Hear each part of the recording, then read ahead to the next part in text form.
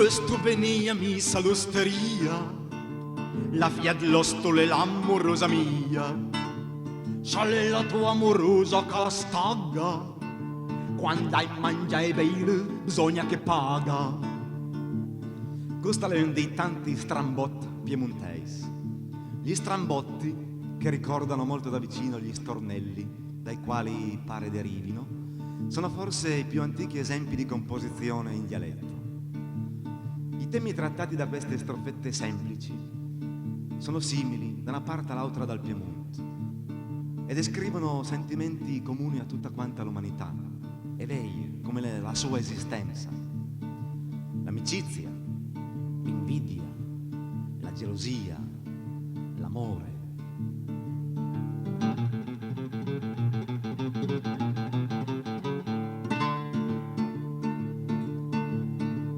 Innamoreve mai una donna bella, la donna bella alle mai tutta vostra, la donna bella alle come una taverna, gli altri la godo, il padron la governa.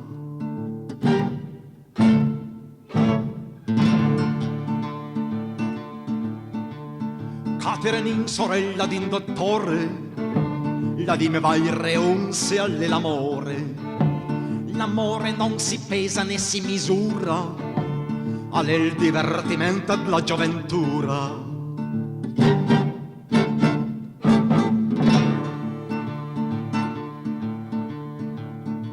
Amore, amore, tucca, tucca, tucca, basta che tu che nella invece della buca.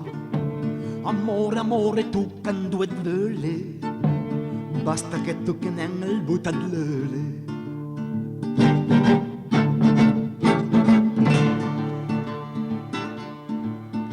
Da 7 anni fa l'amor con l'Angioletta, ma la sua mamma non me la vuol dare. Mi prego Dio che tira una saetta, che brucia la mare e alassa l'Angioletta.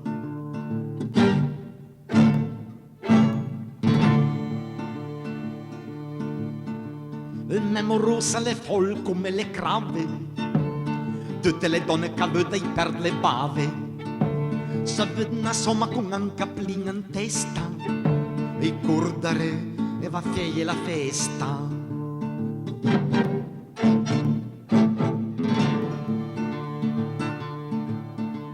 Oi bella figlia, dai pomini in seno, mi son disposto per mia tucheie. Chi l'ha risponduta figlia galanta, chi toccherai pomin l'avrà la pianta. Chi toccherai pomin l'avrà la pianta.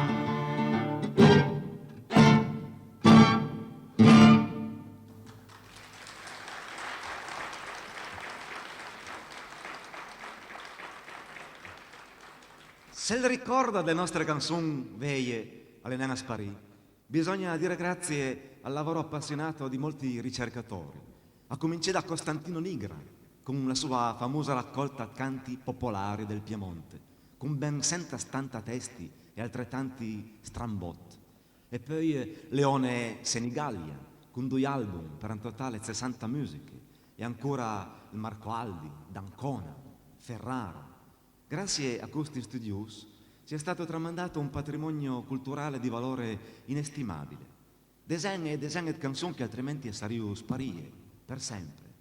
E con le canzoni sarebbe sparita anche la testimonianza di uno degli aspetti più interessanti dello spirito creativo del popolo piemontese.